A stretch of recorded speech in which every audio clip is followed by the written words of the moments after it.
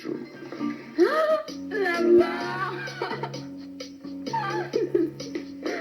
Ay na tayo, naglalaban na tayo. Oh my God. May gagawin na tayong unang serbisyo. Yung unang serbisyo, tignan yung laba. Sa storage room. Yung mga gamit. Ngayon na. Agad na hinarap ng housemates ang kanilang mga labada. Ang unti naman nalalaban. Tayo talaga. Naglaba. Ito talaga yun. Ha? Ayaw bang? Sino yung color? Ako white. Sige, color na kami. Habang abala na ang housemates sa kanilang labada, hindi nila alam kausap na ni Kuya ang makakatulong nila sa kanilang weekly task. Ang ina ni Marco. Ani, Po, maligayang po babalik sa bahay ko. salamat po kuya. Ngayong linggo, lahat sila ay magiging hotel personnel. Sasabak sila sa iba't ibang klaseng serbisyo.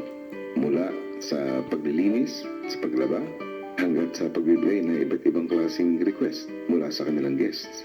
Mahalaga ang magiging papel ng inyong anak dahil siya ang inatasan ko na mamumuno dito. Malaki pong responsibility yun sa tingin ko. Anong unang gagawin? Lalabahin din? Saan ko ilalagay? Saan niyo gusto? Dito? Anong atin? Magbabanlaw tayo. Bakit kayo natawa muna? Kasi nga po, gaya lang sabi ko sa inyo, yung anak ko, tamad.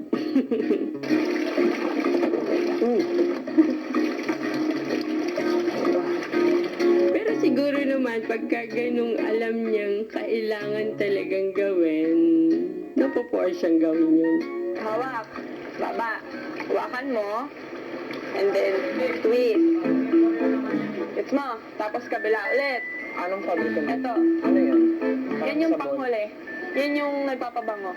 So ilalagay namin nagpapalambot. sa damit. Ani, Apa. kwentuhan mo nga ako.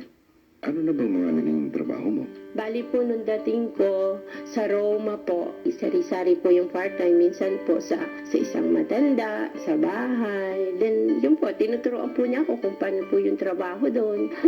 Alam mo, Marco, ito yung magiging trabaho natin. As in, trabaho talaga. Magiging pilay tayo pag Kasi medyo maarte sila sa linis. Kasi po mga Italiano ayaw na ayaw nila nung may mga insekto. Pairam ako ng pamalo. Teka lang. Ito. Ani, dahil malalim ang karanasan mo sa paglilinis, bibigyan kita ng isang task. Papapasukin kita sa loob ng bahay ko upang ipakita sa mga housemates ang tamang paglilinis ng isang bahay. Sa pamamagitan nito, ay makikita mo ang anak mo. Ngunit sa isang kondisyon, hindi kanya muna maaaring makilala. Susunod! Salamat po sa paglinis po. Maganda po. Alam ko naman po meron kayo, kaya pero kung siya Kaya natin to. Samantala, sa confession room, Ani, apa kuya, sa ilang saglit ay makakapiling mo na ang mga housemates. apa, Papapasukin kita sa loob ng bahay ko. apa kuya. Bilang isang cleaner, may makakasama kang dalawa pa. Ang task ninyo ay linisin ang loob ng bahay ko. sa gitna ng trabaho, pumasok na ang mga ninja na tutulong sa gawain ng housemates. Hi, ninjas.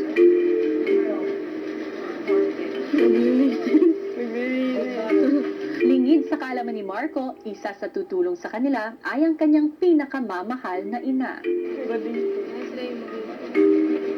What if babae? Ikaw talaga. Ang mga ninja cleaners hindi na nag-aksaya ng oras at agad sinimulan ang paglilinis ng loob ng bahay. Dare to hope. Talaga talaga yung paglinis nila. Oh. Si Mommy Annie naging abala naman sa boys' bedroom. Sabay sa ako unang napunta, talagang maano yung kwarto ng mga lalaki.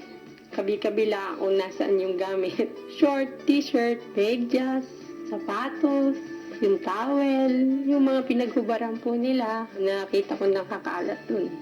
Pamilyar ba ang ganitong eksena?